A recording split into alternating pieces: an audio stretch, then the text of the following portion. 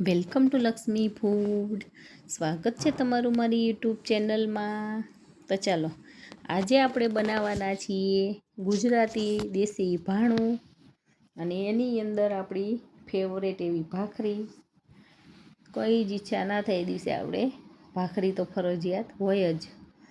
તો એવી સરસ મજાની પોચી અને એકદમ સરસ દાંત વગરના પણ ખાઈ શકે એવી એકદમ સોફ્ટ ભાખરી બનાવવા માટે અહીંયા મેં 3 વાટકી ભરી અને લોટ લઈ લીધેલો છે. આપણે ભાખરીનો જે સ્પેશિયલ દળીએ છીએ લોટ લેવાનો છે.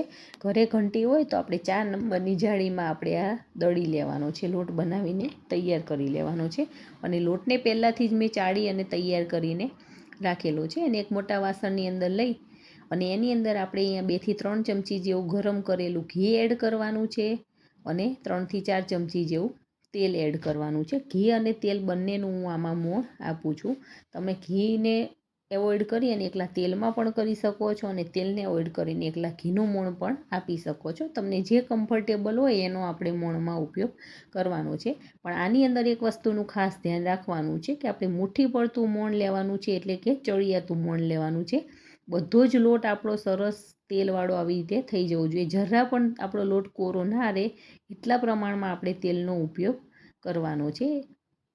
હવે આપણે આ લોટને અંદર એક સિક્રેટ વસ્તુ છે, જે છે દૂધ. દૂધ નાખશું તો એનો ટેસ્ટ પણ સારો આવશે, અને એકદમ સોફ્ટ અને એકદમ કડક નહીં બને જરાય, અને એકદમ પોચી બનીને તૈયાર થશે. તો મેં અહીંયા 150 ml જેવું મેં દૂધ લીધેલું હતું. તમારે જેટલું પણ નાખવું હોય તમે 100 ml 50 ml પણ નાખી શકો છો. પણ મેં અહીંયા 150 થી 150 ml જેવું દૂધ લઈ લીધું છે. અને આપણે જે નોર્મલ દૂધ આવે એ જ લેવાનું છે, ગરમ કરવાની કંઈ જરૂર નથી.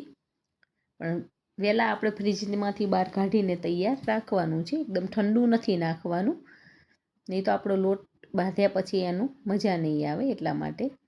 તો હવે બધી જ વસ્તુ મિક્સ કર્યા પછી આપણે ધીમે ધીમે થોડુંક પાણી નાખતા જઈશું અને ભાખરીના લોટને બાંધતા જઈશું. આની અંદર હવે વધારે પાણીની જરૂર નથી પડવાની, અને ભાખરીનો લોટ અમથો આપણે થોડોક કઠણ રાખવાનો હોય છે, એટલે પાણી આપણે સાચવીને નાખવાનું છે. એકી સાથે વધારે પાણી નથી એડ કરી દેવાનું, નહીં તો આપણે ભાખરીનો લોટ જો ઢીલો પડી જશે તો આપણને ભાખરી બનાવવાની મજા નહીં આવે અને ચવડ થઈ જશે, એકદમ કડક ને આમ પોચી નહીં બને. તો તમે જોઈ શકો છો બધો જ લોટ સરસ આવી રીતે ભેગો કરી અને આપણે લોટને સરસ બાંધી લેવાનો છે.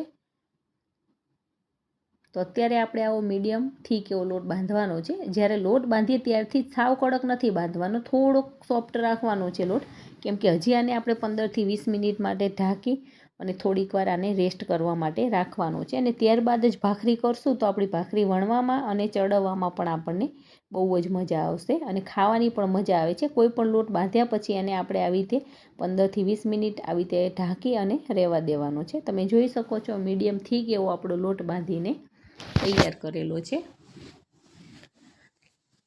હવે 20 મિનિટ થઈ ગઈ છે. એક બાજુ મેં તવીને ગરમ કરવા માટે મૂકી દીધેલી છે, અને આપણે બીજી સાઈડે ભાખરીને વણી અને સરસ તૈયાર કરી લેવાની છે.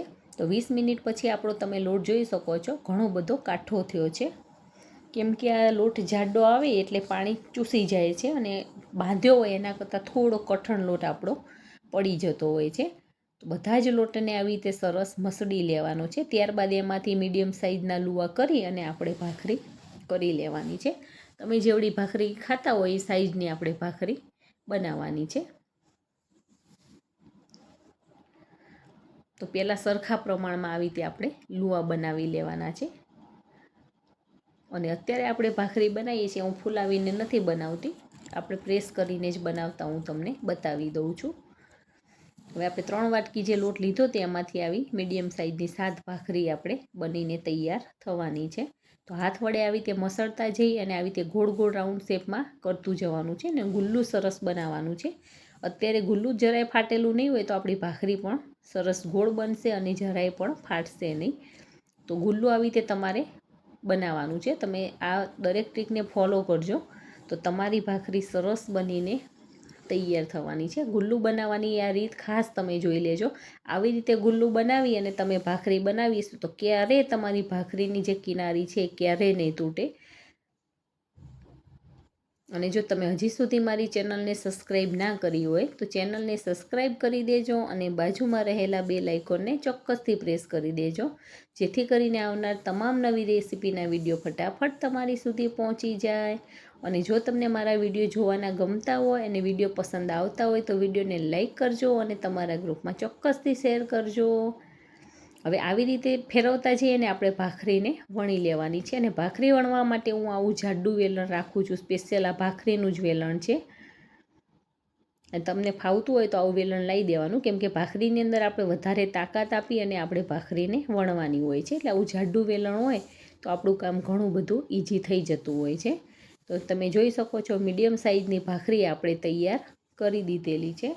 અને ભાખરી આપણે બહુ જાડી કે બહુ પાતળી નથી રાખવાની, આવી મીડિયમ સાઇઝની વણી લેવાની છે. બહુ પતલી હશે તો પણ કડક થઈ જશે ને બહુ જાડી હશે તો અંદરથી કાચી રહી જશે અને ખાવાની પણ મજા નહીં આવે.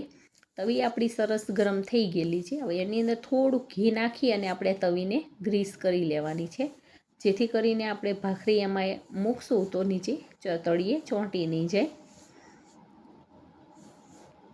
તો આવી રીતે ધીમે રહીને ભાખરી મૂકી દેવાની છે. અને આવી રીતે પહેલાં તવીમાં બધું જ ઘી આવી રીતે ગ્રીસ કરી ભાખરીની મદદથી અને તમે ભાખરીને મૂકી શકો છો. હવે મીડિયમ ગેસની ફ્લેમ ઉપર આપણે ભાખરીને ઉપર થોડુંક ડ્રાયનેસ જેવું લાગે પછી એની પલટી મારી દેવાની છે. અને ઘી નાખ્યું છે એટલે સાઈડમાંથી આવી રીતે ધુમાડા જેવું આવતું હોય છે, પણ એની ચિંતા નહીં કરવાની. ભાખરી દાજી ના હોય પણ આપણું ઘી બળતું હોય એટલા માટે એમાંથી આવી રીતે ધુમાડો નીકળતો હોય. તો તમે જોઈ શકો છો ઉપરથી વ્હાઈટ કલરનું થઈ ગયું છે, ત્યારે આપણે આને ફેરવીને લઈ લેવાની છે. હવે બીજી સાઈડે આવી રીતે થોડીક બ્રાઉન કલર આવવા માંડે પછી એને આપણે એકદમ સ્લો ગેસની ફ્લેમ કરી અને ભાખરી તમે જેનાથી પણ દબાવતા હોય કપડાથી કે એનો આવી રીતે સ્પેશિયલ ડટ્ટો આવે છે એનાથી, તો ધીમે હળવાથી આવી રીતે પ્રેસ કરતું જવાનું છે. એની દિશા થોડીક બદલતું જવાનું છે એની જગ્યા, અને પ્રેસ કરતા જઈ અને આપણે ભાખરીને બનાવી લેવાની છે. તો તમે જોઈ શકો છો લાઇટ ગોલ્ડન બ્રાઉન કલર બધી જ આખી ભાખરીમાં આવવા દેવાનું છે, જેથી કરીને ભાખરી કાચી પણ નહીં લાગે અને દેખાવમાં પણ સરસ લાગશે અને એકદમ સરસ ક્રિસ્પી બનીને તૈયાર થશે. એક સાઈડેથી સરસ ગોલ્ડન બ્રાઉન કલર આવી ગયો છે. સેમ એવી જ રીતે આપણે બીજી સાઈડે પણ એને શેકી લેવાની છે. તો છે ને એકદમ ઇઝી રીત. તમે આ દરેક ટ્રીકને ફોલો કરી અને તમે ભાખરી બનાવજો. કોઈ સ્ટુડન્ટ હોય, નવી નાની બેબી હોય, શીખતી હોય, એના માટે આ તમને વિડીયો બહુ જ ઉપયોગી બનશે. અને જો તમે પહેલી વખત બનાવતા હશો તો પણ તમે આ દરેક ટ્રીકને ફોલો કરી હશો તો તમારી પણ ભાખરી સરસ બનીને તૈયાર થવાની છે. આવી રીતે થોડીક વારે આપણે ચેક કરતું જવાનું છે અને ભાખરીને પ્રેસ કરતું જવાનું છે, નહીં તો ભાખરી દાજી જશે તો પણ ખબર નહીં પડે. એટલે થોડીક વારે આવી રીતે ઊંચી કરી અને આપણે ચેક કરી લેવાની છે. અને જે બાજુથી આપણને ભાગ હજી વ્હાઈટ લાગતો હોય ત્યાં ધીમે હળવા હાથે પ્રેસ કરતું જવાનું છે. તો તમે જોઈ શકો છો એકદમ સરસ ભાખરી આપણી બનેલી છે. હવે ગરમા ગરમ ભાખરીની ઉપર આપણે ઘણું બધું ઘી લગાવી દેવાનું છે. ભાખરી હંમેશા ઘીવાળી જ સારી લાગે છે અને એમાં ચડિયાતું ઘી હોય તો અને ગરમ ભાખરી હોય તો ખાવાની બહુ જ મજા આવે છે. ગામડામાં લોકો આવી રીતે ઘીમાં ને ભાખરી વધારે ખાઈને સિરાવીને ખેતર જતા હોય છે. ઘણી બધી તાકાત આવે છે આનાથી અને જલ્દી ભૂખ પણ નથી લાગી જતી. એટલે આવી રીતે ભાખરી ઉપર ઘી લગાવી અને તમે એને શાક સાથે, ચા સાથે, દૂધ સાથે ખાઈ શકો છો. તો જોતાં જ ખાવાનું મન થઈ જાય અને દાંત વગરના પણ ખાઈ શકે એવી સરસ મજાની પોચી અને એકદમ સરસ સોફ્ટ એવી ભાખરી આપણી બનીને તૈયાર થઈ ગઈ છે. તો સેમ આવી જ રીતે તમે પણ ભાખરી બનાવો અને એન્જોય કરો. છે ને એકદમ સરસ ટિફિનમાં, લંચમાં એમાં તમે ખાઈ શકો છો. અને અથાણા સાથે આ ભાખરી ખાવાની બહુ જ મજા આવે છે. તો તમે ક્યારેય ટ્રાય ના કર્યો હોય તો આવી રીતે અથાણા સાથે ખાઈને ટ્રાય કરજો. તો તમે પણ બનાવો અને એન્જોય કરો. Thank you.